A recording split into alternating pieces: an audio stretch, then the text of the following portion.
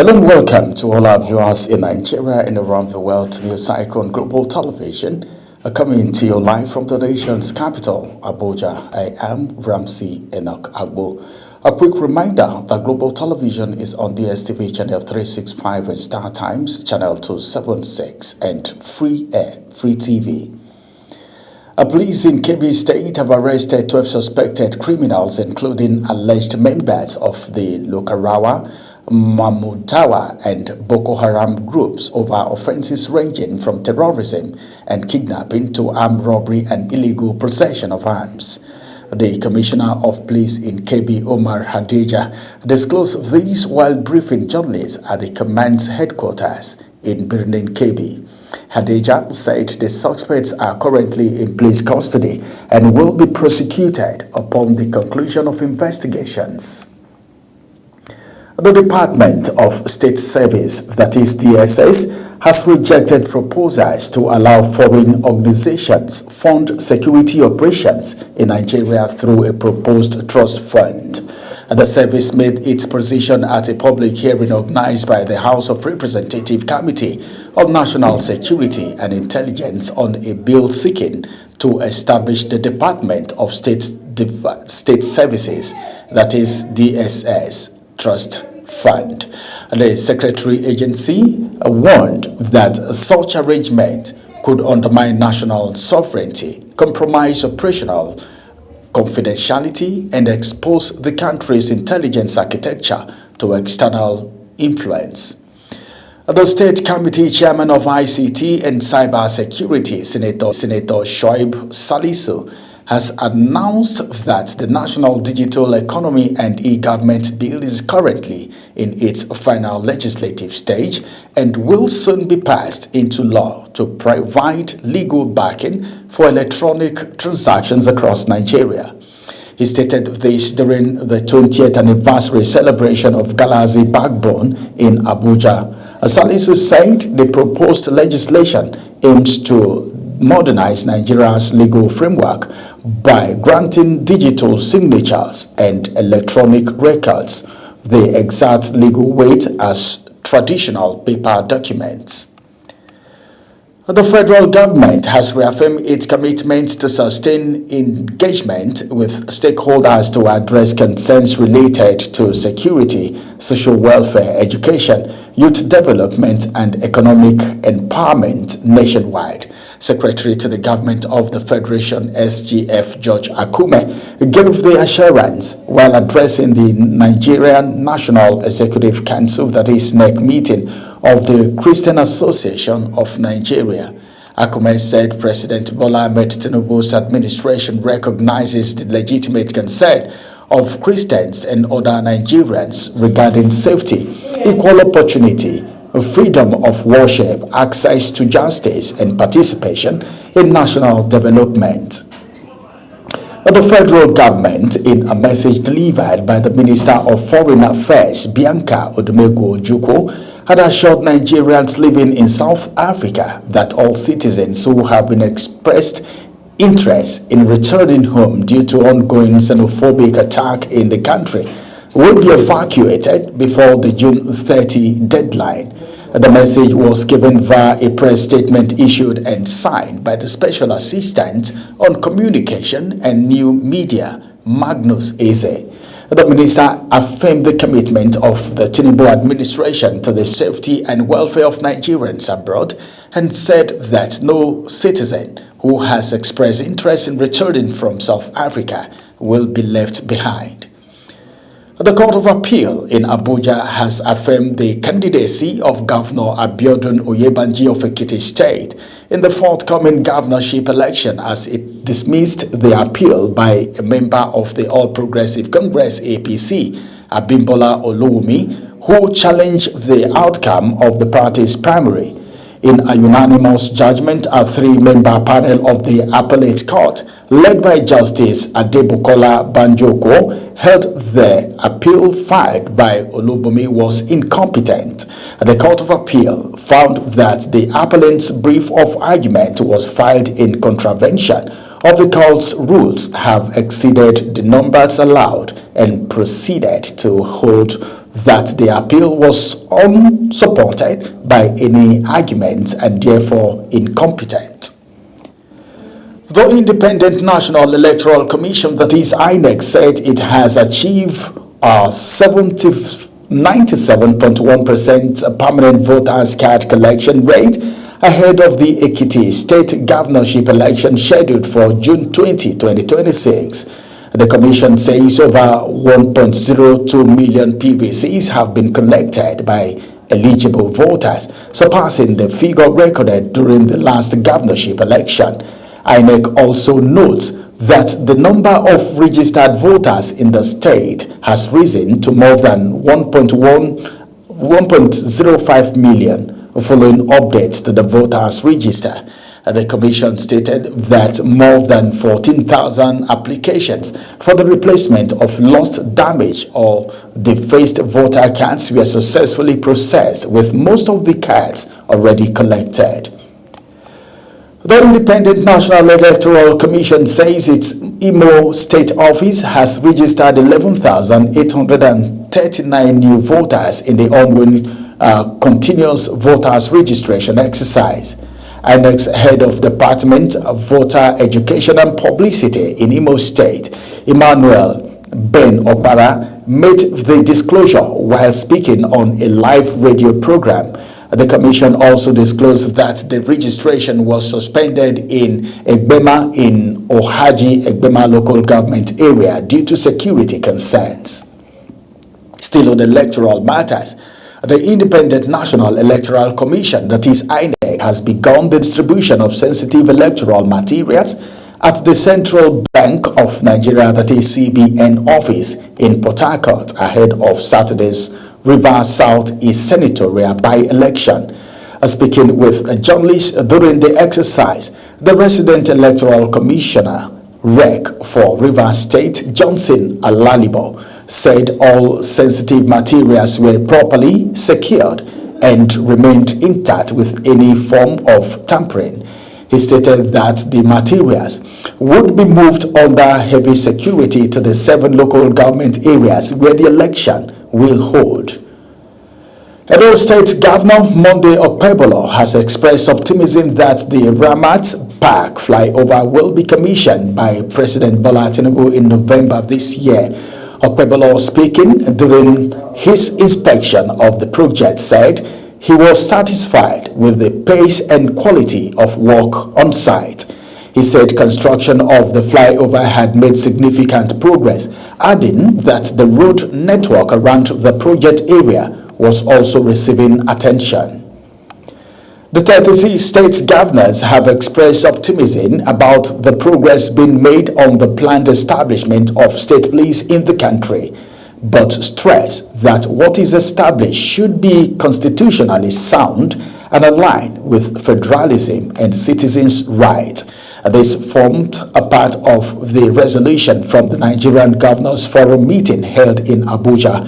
At the meeting, the governors, among others, received a briefing from the state's Attorney General on effort related to the state police issue.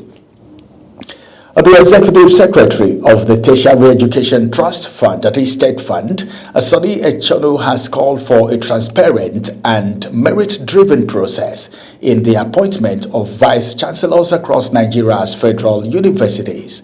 Echonu made the call while presenting the findings of a research lecture at the University of Abuja. Global Television's Priscilla Obasi reports.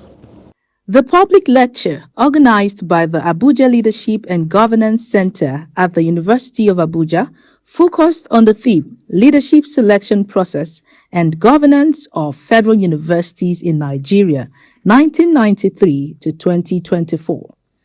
Presenting findings from his research, Sonny Echonu said universities that adopt transparent, inclusive, and accountable leadership selection processes tend to enjoy stronger governance structures, greater institutional stability, and improved academic performance. He noted that leadership appointments influenced by political considerations, nepotism, or corruption often weaken institutional credibility and undermine the core mandate of universities. These strategies not only aim to solve the immediate challenges identified in the research, but also serve to build a sustainable framework for leadership excellence that aligns with the values and the aspirations of the academic community. Collectively, these efforts will foster an environment in which universities can thrive.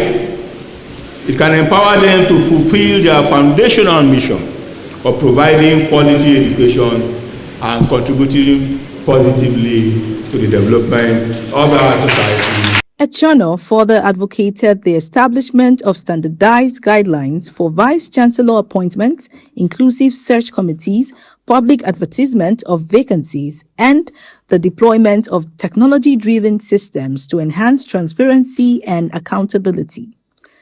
Vice-Chancellor of the University of Abuja, Hakeem Babatunde Fawehimi, described the lecture as a timely contribution to ongoing conversations on leadership and institutional reform within Nigeria's higher education sector.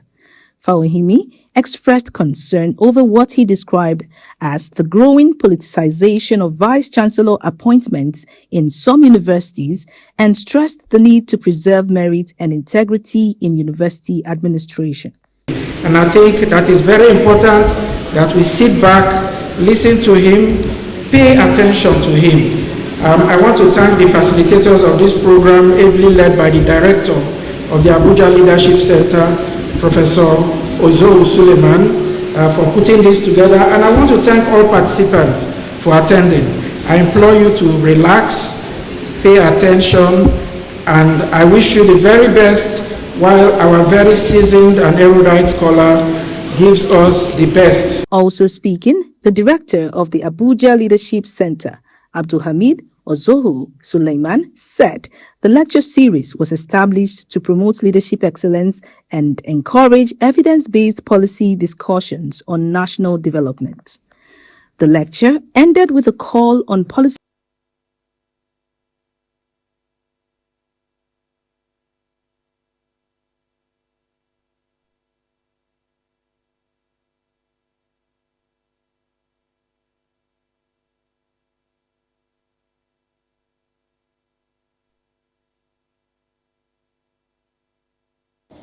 You're watching the live broadcast of News Cycle. News Cycle continues after this weather forecast, plus business, foreign and sports stories on the other side of this break. Please stay with us.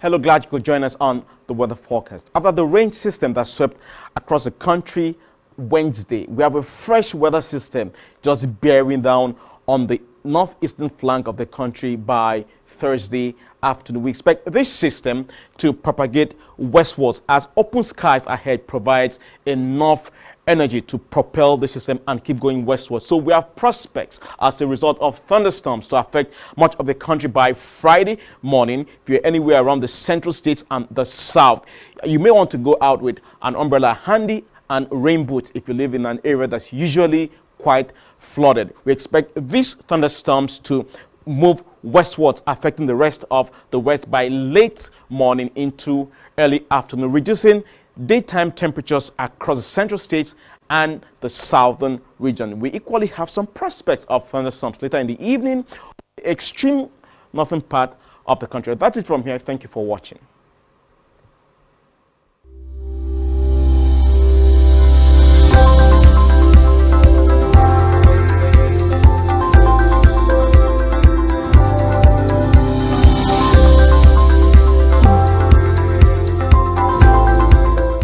Welcome back from that break. Now let's take you to the world of business, where President Bola Tinubu has reaffirmed Nigeria's commitment to unlocking the economic potential of its oceans, saying the country is targeting 5 million new ocean-based jobs while seeking stronger African collaboration to tackle illegal fishing and maritime insecurity.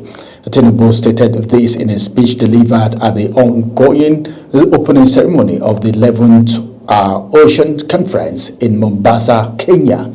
The president, represented by the Minister of State for Foreign Affairs, Shola Akinolaye, said Nigeria's extensive maritime resources remain critical to food security, trade, energy and livestock, stressing that the country's blue economy agenda is central to national development. The federal government has dismissed reports suggesting it had adopted or was considering the introduction of new taxes on telecommunication services and petroleum products following recommendations contained in the latest IMF Article 5 consultation report on Nigeria. In a statement signed by the head of Information and Public Relations Unit of the Federal Ministry of Finance, Ife Ovagbore, the government stressed that recommendations contained in the IMF report were not binding on Nigeria and should not be interpreted as official government policy. The government said the report misrepresented the contents of the IMF report and did not reflect its policy direction, insisting that no new taxes were being planned for either the telecoms or petroleum sector. The Central Bank of Nigeria's ambition to transform its payments ecosystem through biometric-driven and invisible transaction may redefine how millions of citizens pay for goods and services. But the bank has warned that the country's preparedness on data privacy, identity management, and consumer protection will determine whether the initiative succeeds. This is highlighted in the Nigerian's Payment System Vision 2028, a strategic roadmap designed to build a secured, innovative, and inclusive payment ecosystem. The governor of the Central Bank of Nigeria, Olayemi Cardoso, at the event said an efficient payment system remains one of the fastest way to lift millions of Nigerians out of poverty, as the Apex Bank unveiled the Nigeria Payment System Vision 2028. And now on the foreign scene, Zimbabwe's Constitutional Court has dismissed a challenge filed by war veterans against proposed constitutional amendments that could extend presidential terms from 5 to 7 years.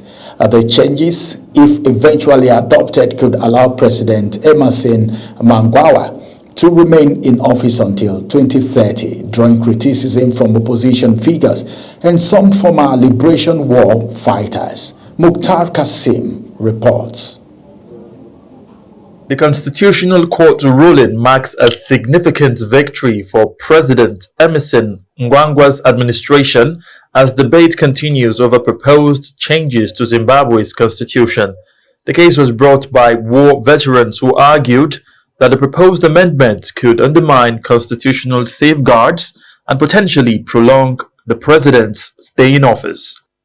Because the war veterans or the applicants who came to court failed to establish any misconduct on the part of the president. They failed to establish anything that he has done or has done wrong in terms of the law, and therefore they had no cause of action to bring to court, and as we argued, their case has been struck off the roll on the merits. Despite the ruling, lawyers representing the war veterans say they remain committed to challenging the constitutional challenges and changes through other legal avenues. They insist fresh applications will be filed as the amendments process advances through Parliament and the courts. Both applications I've indicated will still be in the courts. One by the war veterans going to the High Court, word for word, unchanged. And then the second one waiting immediately after the vote has been taken by the National Assembly. They will be back in the Constitutional Court. The proposed amendments remain politically sensitive in Zimbabwe, where critics warn that they could weaken democratic institutions and concentrate more powers in the executive. Political observers say the court's decision is likely to intensify debate over governance, constitutional reforms, and succession ahead of future elections. Mukhtar Kasim, Global TV News. Still on the foreign scene, a Washington-based Middle East analyst, Sin Azodi, has described the newly signed agreement between the United States and Iran as a win-win solution that could bring economic and security benefits to both countries. The deal signed this week is expected to pave the way for sanction relief, the reopening of the Strait of Hormuz and further negotiations on Iran's nuclear program. Mukhtar again reports. Bravo. Analysts are weighing the implications of the agreement signed by the United States President Donald Trump and Iran's leadership to end months of conflict that disrupted regional stability and global energy markets. Among them is George Washington University professor Sina Azodi, who argues that the arrangement offers significant gains for both Washington and Tehran. I think the war exhaustion was for everybody. Iranians went through a lot of bombardment. That was a traumatic experience for them.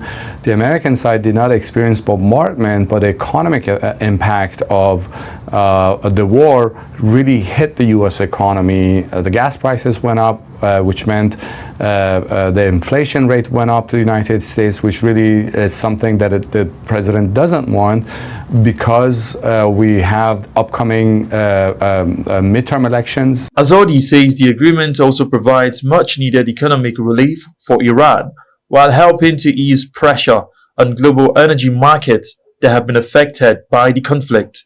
He noted that, however, details of a long-term nuclear settlement are yet to be negotiated.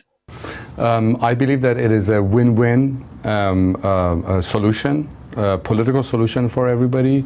The United States gets to ensure that Iran will never produce nuclear weapons. At the same time, Iranians get some sanctions relief, which is good for their economy. The inflation is high in Iran, unemployment has gone up, so they definitely need sanctions relief. It's also good for global economy because the double blockade of Strait of Hormuz by Iranians and Americans will be lifted. So I believe that it is a good outcome for everybody, including both Americans and the Iranian side. The analyst says war fatigue and economic pressure played a major role in pushing both sides towards a negotiated settlement after months of hostilities. He added that while the agreement have been welcomed by many, questions remain over how regional allies, particularly Israel, will respond as talks move towards a final nuclear accord. Mukhtar Kasim, Global TV News. And now in sport, the Nationwide League One NLO has issued a final reminder to all clubs regarding registration compliance for the Division 2 Under-19 Youth League. The league body warned that failure to meet the June 30, 2026 deadline will result in exclusion from season fixture. The league said strict adherence to all directives is required as preparation intensifies for the 2026 season. Nigeria is targeting an ambitious 16 gold medal haul at the 2026 Commonwealth Games in Glasgow, Scotland, as preparations intensify for the multi-sport event. The National Sport Commission says the target reflects growing confidence in the country's athletes following impressive performances in athletics, wrestling, weightlifting, boxing, and para sports. Sports officials believe early preparations, adequate funding, and improved support for the athletes will be key to achieving the medal goal and enhancing Nigeria's standing among the leading sporting nations at the Games.